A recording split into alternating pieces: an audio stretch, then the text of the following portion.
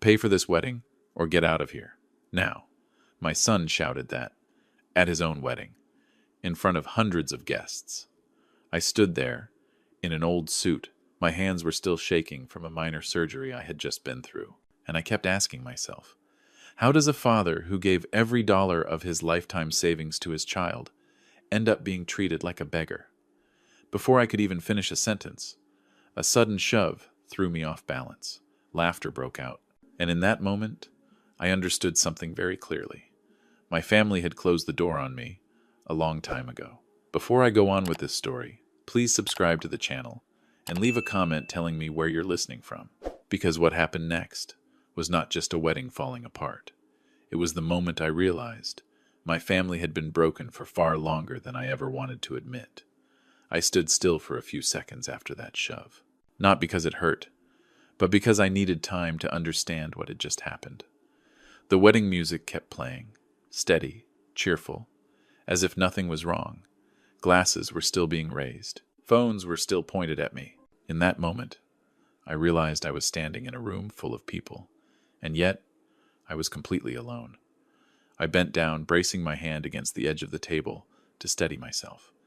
The table shook slightly. A few glasses clinked together. My arm burned, but I didn't look at it.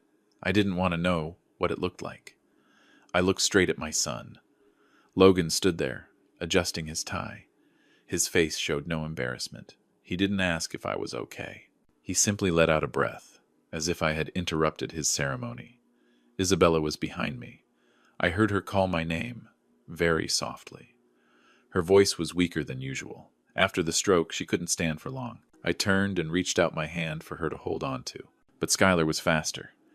She stepped in, placed a hand on Isabella's shoulder. Not to support her, but to stop her. Quick, clean. Isabella stumbled one step. My chest tightened. I moved forward without thinking, the instinct of a husband who had protected his wife for decades. And that's when Logan pushed me. Not a punch, not something that made people scream, just a firm shove, enough to throw me off balance, enough to send me toward the banquet table, enough to make the room fall silent, for exactly one breath. Before the whispers began, I heard someone laugh, someone else whisper. Phones rose higher. I don't blame them. To them, I was just an old man out of place, ruining an expensive celebration. None of them knew who I was. And in that moment, I understood my son didn't want them to know. I straightened up, slowly. I said nothing. I didn't want Logan to see that the shove mattered to me, but he didn't stop. He stepped closer, lowered his voice, still loud enough for others to hear. If you don't pay for this meal, he said, then please leave. This isn't a place for people who come for free. I looked straight at him. I thought I had misheard. I thought it was a careless line spoken in tension, but his eyes were cold, clear. He meant it. So I told him the truth, that 6 months earlier, I had transferred every dollar of my lifetime savings to him. $150,000. Money I saved as a carpenter, from mornings before sunrise, from days when my hands hurt so badly I could barely hold a hammer.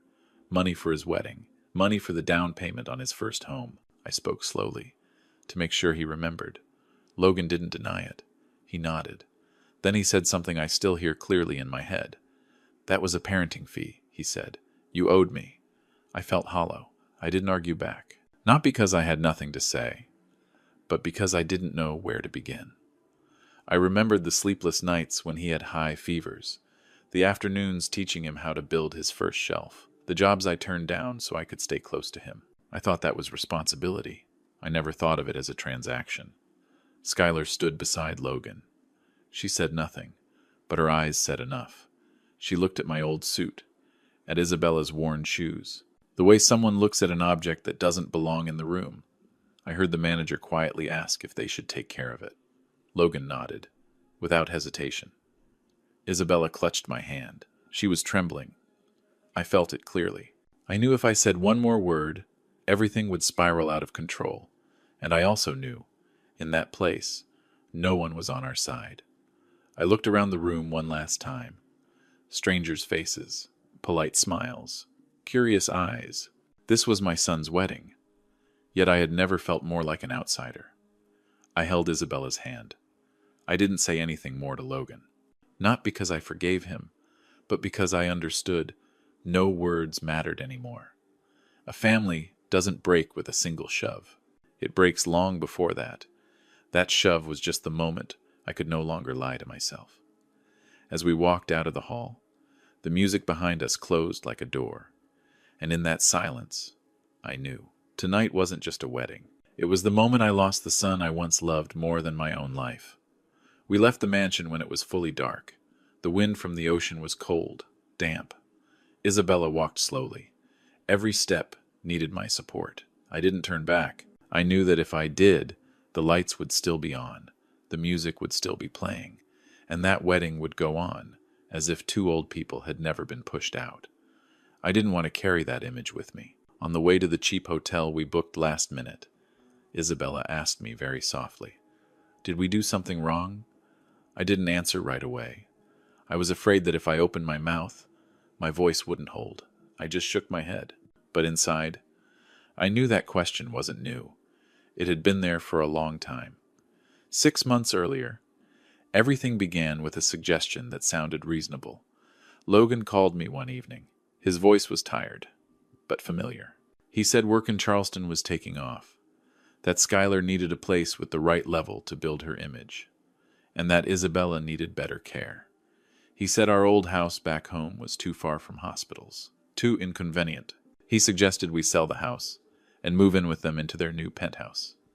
"I'll take care of you," he said, "just like you took care of me." I believed him. That house was where Isabella and I had lived for over 30 years. I built every door frame, every step with my own hands. But when I looked at Isabella sitting by the window, her hands trembling from the after effects, I thought maybe it was time for a change. I thought being close to our child was the right thing. I thought family was the safest place. On the day we signed the papers, Logan handed me a thick folder. He said it was an agreement, giving us lifetime living rights in the new apartment, just to make things legally simple. I read slowly. I didn't understand everything. I wasn't used to small print, long sentences, cold words. Logan stood beside me, patient. Skylar made tea. No one rushed me. And because of that, I signed. Later I learned the truth. It wasn't a residency agreement. It was a transfer of ownership. After that signature, my house was no longer mine. The first weeks in Charleston were quiet. The penthouse was large, bright, overlooking the river, but it didn't take long for things to change. The bedroom, Logan said, was for us, became a storage room. Isabella and I were given a small corner behind the kitchen. Skylar said it was temporary. Then temporary became permanent. We cooked, we cleaned, we did laundry. When Skylar's friends came over, she told us to stay in the room. "They don't need to know you live here," she said. "It ruins the image." Isabella didn't argue. She always believed things would get better. I became quiet, not because I didn't see it, but because I didn't want to believe my son could treat us this way. Until one day, I saw Logan's computer screen left open. It was a fundraising page, a photo of Isabella in a hospital bed, words about a mother needing long-term treatment. Numbers kept updating, comments filled with sympathy. I stood there for a long time. Isabella knew nothing about it. She never agreed to have her image used. And that money never went to medicine or care. That night, Logan came home late. He brushed it off. "Sensory projects," he said. I didn't ask questions. I watched. I noticed the long phone calls, the strange envelopes, Skylar's sudden anger. I understood then. This apartment wasn't a home. It was a cover. And then the wedding happened. After that night, everything ended quickly. We went back to the penthouse to get our things. The door wouldn't open. The lock had been changed. Our belongings were neatly placed in the hallway. Not much. Old clothes. Isabella's medicine. A few family photos. No note. No explanation. Isabella sat down, struggling to breathe. I called Logan. No answer. I called Skylar. Her phone was off. The hallway was long and cold. I stood there, for the first time in my life, not knowing where to take my wife. That was when Caleb appeared. I had seen him many times on the corner where I bought bread in the mornings. I used to share my food with him. We never talked much, but when he saw Isabella, he didn't ask questions. He just said, "Come with me." Caleb took us to a small room behind an old church. He made warm water. He checked Isabella's medication. He knew exactly what he was doing. When I asked, he only said he used to work in the legal field. A long time ago. The next morning after I told him everything, Caleb wasn't surprised. He asked to see the papers I had signed. He read slowly. Then he looked at me. Serious. They went too far, he said, and they left traces. I sat there, in that small room, listening. About signatures. About insurance. About things I never thought I'd need to understand at this age. I didn't feel angry. I felt clear, for the first time in a long while. That evening I went back to the penthouse, alone. I didn't use the front door. I took the fire exit. I only took one thing, my old wooden box. Inside were handwritten letters, drawings, and a truth Logan never knew. When I closed that box, I understood something very clearly. I wasn't running anymore. I wasn't trying to return to the past. I was preparing to step into another part of the story, the part where the silence ends. I didn't go back to the small room behind the church right away. I sat on the penthouse fire escape for a long time, the wooden box resting on my knees. It felt heavier than I remembered, not because of its weight, but because of what was inside. Things I had put away for years, believing I would never need them again. When I returned, Caleb was boiling water. He didn't ask what I had taken. He just looked at the box and nodded as if he already knew. I opened the lid. Inside were old letters, yellowed paper, slanted handwriting I knew by heart. They were from my first wife, Logan's biological mother. She died when Logan was very young. For years I kept those letters as something private, something no one else was meant to touch. Caleb read slowly. He didn't read out loud, but when he looked up, I saw his expression change. There were no shocking secrets in those letters, nothing dramatic, nothing unreal. Just one truth I had chosen to stay silent about, a portion of personal assets Logan's mother left behind, legally placed in a trust under my management until Logan was mature enough. And by law, Logan had never met that condition. He doesn't know, Caleb said. I nodded. I never planned to tell him. I thought family mattered more than money, but now I understood. My silence had been used against me. The next morning, Caleb worked as if he had never left the profession. He made lists, clear, calm, documents Logan had signed, money raised through the so-called charity fund, forged signatures of Isabella in medical assistance paperwork. I sat beside him, listening to each item, and I felt something strange. I wasn't panicking. I wasn't angry. I felt things falling back into place. Isabella slept more during those days. I didn't tell her the details. I only said everything would be okay. She believed me. She always had. That trust didn't allow me to be wrong ever again. Caleb told me not to rush. Logan was vulnerable, but he didn't know it yet. The wedding had cost too much. Unpaid debts. Promises without real money behind them. People like him, Caleb said, always think they're in control, until someone turns on the light. I turned on the light, my way. I knew Logan was preparing a major investor pitch. A real estate project wrapped in words like green and sustainable, exactly what Charleston investors like to hear. He mentioned it months earlier, when I was still living in that apartment. Silent. Invisible. He didn't know I had been listening. Caleb helped me reach the right people. Quietly. No threats. Just emails, phone calls, documents sent at the right time. I didn't appear. I waited. On the day of the event, I wore the same old suit. I didn't change a thing. I wanted to keep the image Logan believed he had erased. I arrived early, sat in the last row. No one noticed. Logan stood on stage, confident. Skylar sat in the front row, phone always in hand. I listened to familiar words. Vision, values, future. I heard applause. I felt no anger, only distance. When the presentation began, Caleb stood up. He didn't speak much. He simply asked to verify some legal details related to ownership and funding sources. Logan smiled, thinking it was a technical question, until my name appeared on the screen. Old drawings, designs I had worked on late at night, when Logan was still a child. Things I never thought to register. I didn't create them to sell. But the law doesn't look at intention. It looks at fact. And the fact was, Logan had no right to use them. The room went silent. Logan looked down, searching for Skylar. She wasn't smiling anymore. Caleb continued, calm, emotionless. He presented evidence about the fundraising, mismatched signatures, money moving in the wrong directions. I didn't need to look. I already knew.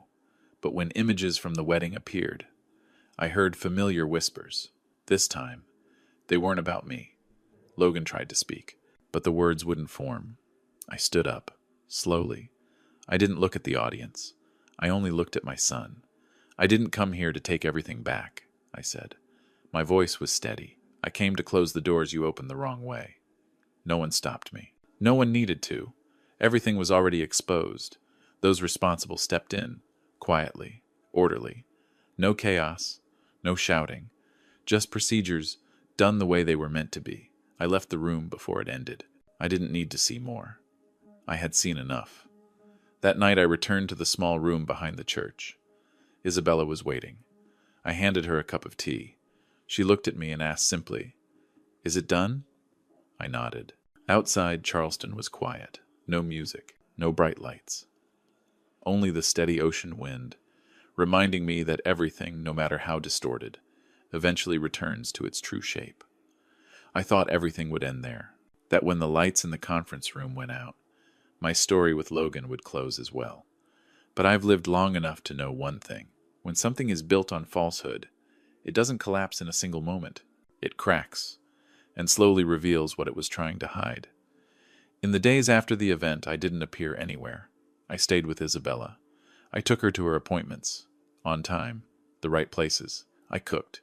I fixed the old wooden chair in the church room. Life returned to the slow rhythm I knew. But outside, other doors were quietly closing on Logan and Skylar. Caleb kept me updated. He didn't use heavy words. He said partners were pulling out, funds were being frozen, questions were coming from places Logan couldn't ignore. I listened. I didn't react much. I didn't feel satisfied. I just felt lighter. Skylar reacted first. She posted long messages about misunderstandings, pressure, being betrayed by those who were supposed to protect her. This time, no one believed it. Brands stayed silent. Collaboration offers disappeared. The comments changed. I didn't read them closely. I didn't need to. I've learned there are noises not worth listening to. Logan was different. He tried to contact me. Not once. Many times. Short messages. Long calls. Unanswered. I didn't block his number. I simply didn't reply. Not because I wanted to punish him, but because I knew any words right now would only feed his panic. Caleb told me everything was moving the right way legally. Documents were being compared. Signatures verified. Numbers clarified. No spectacle. No dramatic confrontation. Just a slow process. Solid. And irreversible. One afternoon, while I was fixing a stuck window, Isabella asked if I regretted it. I stopped. I thought for a long time. I don't regret speaking up. I regret staying silent for so long. I told her that. She nodded. She didn't ask more. A few weeks later, I was told the penthouse was no longer under Logan and Skylar's control. What had once been a symbol of success was now just an empty address. I didn't go to see it. I didn't want to stand in front of a place that had once been my home, wearing such a distorted shape. Logan finally came to see me, not by phone. He showed up at the church, early one morning. He looked thinner. His shirt was wrinkled. Skylar wasn't with him. He stood there for a long time before I opened the door. I didn't hug him. I didn't push him away. I just stood still. He spoke fast. Broken. About pressure. Mistakes. Things getting out of control. I listened. I didn't interrupt. When he fell silent, I asked one question. "Do you remember the last time you asked your mom how she was feeling?" He didn't answer. I didn't say more. I turned back inside. I didn't slam the door. I just let him understand. There are doors that can't be reopened with a rushed apology. The final procedures happened quietly. No press. No extra attention. Logan faced the consequences of decisions he had signed himself into. Skylar left earlier. Chose her own path. I didn't follow. I didn't care what they called it. To me, it was simply consequence. Caleb finished his work and prepared to leave Charleston. Before he left, he told me I could recover much more. I shook my head. I said I only needed enough to keep Isabella safe, and to make sure people like us would never have to go through this again. We began planning Isabella's haven in the simplest way. No big signs, no grand opening, just a small space. Quiet enough, warm enough. I used what I knew: wood, light, patience. Sometimes at night I still think about Logan, not with anger, but with a question that has no answer. Where on that road did he choose the wrong turn? I don't look for the answer anymore. I've learned some questions don't need answers for life to move on. When I watch Isabella sleep by the window, I know I did what needed to be done. Not to destroy, but to close a broken cycle, and to begin something else. Quieter, but true. Time moved slowly after that, in a way I had forgotten for a long time. No more urgent phone calls, no more sleepless nights wondering where I went wrong. Every morning I woke up early. I made tea for Isabella. I opened the window and let the Charleston ocean breeze fill the small room. She sat there quietly. Sometimes she looked at me and smiled. That was enough. Isabella's haven wasn't built in a day. I didn't want it to feel like a project. I wanted it to feel like a home. I built each wooden bed by hand, each small table. The people who came to stay were familiar with silence. They didn't talk much. I didn't ask. We understood each other the way people do who have been left behind. Isabella often sat on the porch, talking with them. She didn't talk about illness. She asked if they slept well, if they liked the soup that day. Simple questions. But I saw them pause, just a little longer, as if for the first time in years, someone truly saw them. One afternoon, while I was fixing the fence, I saw Logan in the distance. He didn't come closer right away. He stood across the road wearing a light gray public works uniform. He looked smaller than I remembered, not because he was thinner, but because he wasn't standing on anything above anyone else anymore. I didn't wave. I kept working. After a while, he crossed over. Slowly, without rushing, he stopped a few steps away, as if afraid to startle me. I set the hammer down. I looked at him. This time, I looked carefully. He apologized. Not long, not complicated, just one sentence that took him a long time to say. I listened. I didn't interrupt. I didn't feel relief. I felt a familiar tiredness, like carrying something heavy for too long. I didn't ask about what he had lost. I didn't bring up what he had done. I opened the food box I carried for the community meals. I handed him a portion. I said slowly, clearly, so I could hear it too. I'm paying for this meal. You don't have to go anywhere. He lowered his head. I knew those words would stay with him for a long time, not as punishment, but as a reminder. I didn't invite him inside. Not because he wasn't my son anymore, but because I understood some distances need to remain so things don't break again. Forgiveness doesn't mean returning to the past. Sometimes forgiveness is simply not letting resentment keep control over you. After that day, I didn't see Logan again, but I heard he worked hard, not to reclaim anything, but to survive. I think that was a humble enough beginning. Skylar also disappeared from noisy places. I didn't follow. I didn't need to know. Every life finds its own way to adjust when the spotlight moves away. One early morning, Isabella and I sat by the ocean. The waves were gentle. We didn't speak. I watched footprints in the sand, appear, then disappear. I thought about the old house, the penthouse, all the things once called success. They came and went, faster than I expected. Isabella held my hand. Her hand was warm. She said my name, clearly. Without hesitation, I turned to look at her. In that moment, I knew I hadn't chosen wrong. I used to believe money could protect family. I used to believe silence kept the peace, but I learned something late in life. Family isn't built on one-sided sacrifice. It's held together by respect, by clear boundaries, and by the courage to say enough when it's needed. My story doesn't end in victory.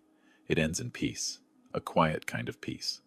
Not loud, not on display, just knowing that every night when I lock the door and turn off the lights, tomorrow when the sun rises, I still have a place to return to, and someone to sit beside, silently watching the waves roll in.